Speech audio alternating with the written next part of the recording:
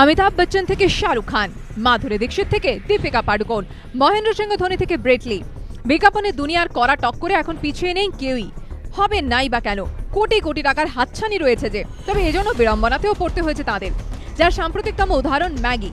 একসময় অমিতাভ বচ্চন, প্রীতি জিন্টা, মাধুরী দীক্ষিতের মতো তারকারা যে ম্যাগের বিজ্ঞাপন করতেন তাতেই গত বছর ক্ষতিকর মাত্রায় মনোসোডিয়াম গ্লুটামেট এবং সীসা মেলে দেশজুড়ে তুলকালাম পড়ে যায়। অমিতাভ বচ্চন, প্রীতি জিন্টার বিরুদ্ধে এফআইআর হয়, মাধুরী দীক্ষিতকে নোটিশ ধরানো হয়। যদিও অমিতাভ, প্রীতি দুজনেই কার্যত একসুরে জানিয়ে দেন তারা বিজ্ঞাপন করেছেন বিতর্ক দানা বাঁধার আগে।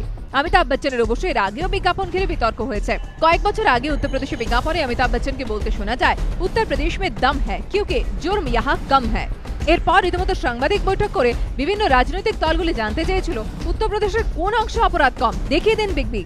সম্প্রতি একটি নামী রিয়েল এস্টেট কোম্পানি তার গ্রাহকদের নির্দিষ্ট সময় ফ্ল্যাট দিতে না পারায় গ্রাহকদের ক্ষোভ গিয়ে পড়েছিল সংশ্লিষ্ট সংস্থার ব্র্যান্ড অ্যাম্বাসেডর মহেন্দ্র সিংহ ধোনির দিকে। আরেকটি বহুদল নির্মাতা সংস্থা বিজ্ঞাপন করেছিলেন অজি ক্রিকেট তারকা ব্রেট লি।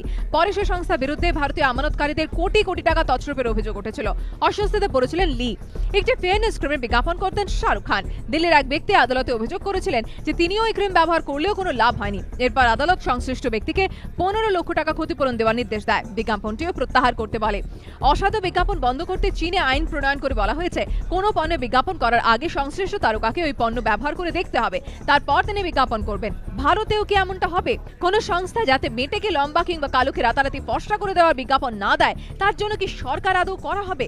এবিপি আনন্দ।